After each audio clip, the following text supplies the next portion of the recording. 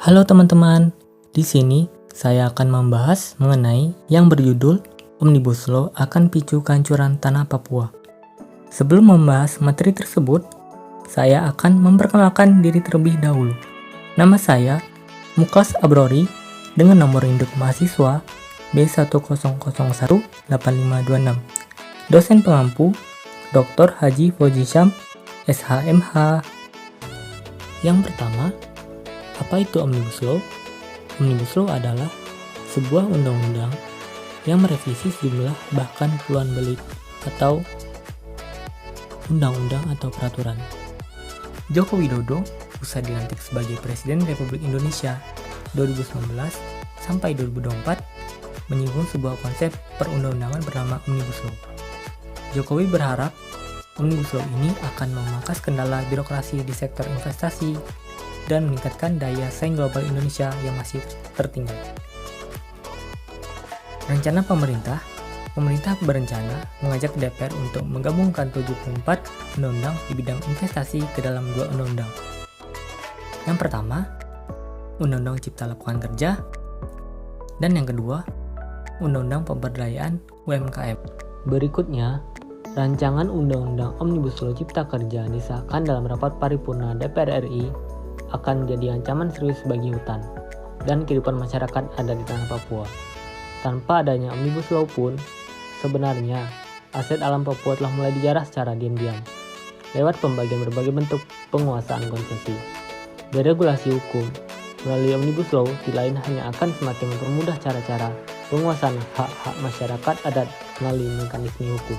Selanjutnya, penghapusan pasal kunci yang mengatur pelindungan lingkungan.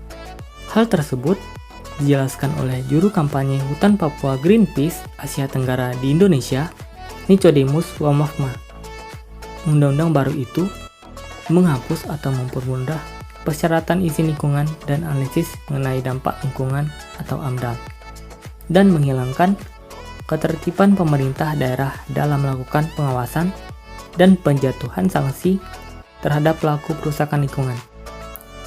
Aturan baru itu juga menghilangkan kewajiban pelaku usaha dalam pemenuhan standar lingkungan dan memberikan keringanan sanksi bagi pelaku usaha yang melakukan perusakan lingkungan. Menurut Nicodemus, Omnibus Law akan mengurangi hak atas informasi, menghapus kewenangan pengadilan tata usaha negara membatalkan perizinan, menghapus sanksi pembekuan dan pencabutan izin, menghapus prinsip tanggung jawab mutlak kepada pelaku pencemaran, dan menghilangkan pasal yang melindungi kearifan lokal masyarakat adat. Kita selalu mengakui bahwa tanah Papua bukan ruang kosong tanpa pemilik. Namun, rancangan Undang-Undang Cipta Kerja akan membuka ruang investasi seluas-luasnya, diatur sepenuhnya oleh pemerintah pusat tanpa intervensi daerah. Akibatnya, posisi tawar masyarakat adat Papua akan lemah di hadapan pemerintah pusat di Jakarta.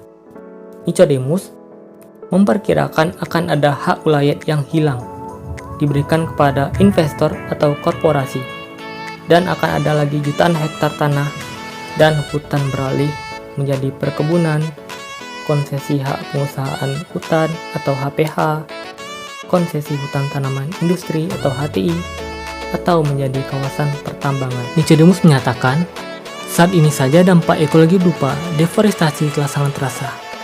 Menurutnya, lebih dari 400.000 hektar hutan telah hilang dan terdeforestasi selama kurun waktu 2011 sampai 2018 karena dijadikan perkebunan sawit, HPH, dan HTI.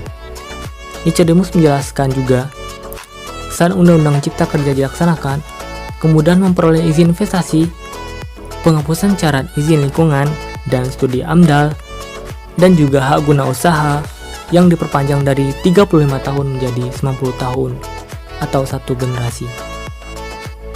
Undang-undang ini akan membuka ruang lebih banyak lagi investasi, membabat hutan alam, merusak dan mencemari sumber air, lautan dan lingkungan hidup di mana masyarakat adat hidup dan menggantungkan kehidupannya. Undang-undang ini akan menjadi ancaman serius kepunahan kebudayaan dan bahasa suku-suku di tanah Papua. Praktik hukum.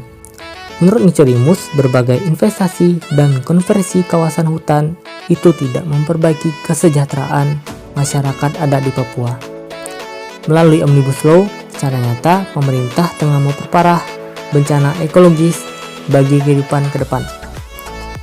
Praktik hukum yang terlalu berpihak kepada investasi kapital ini serta mengabaikan hak masyarakat adat pada akhirnya akan memberi ancaman bagi keberadaan hutan, alam, dan sumber daya alam lain di Papua.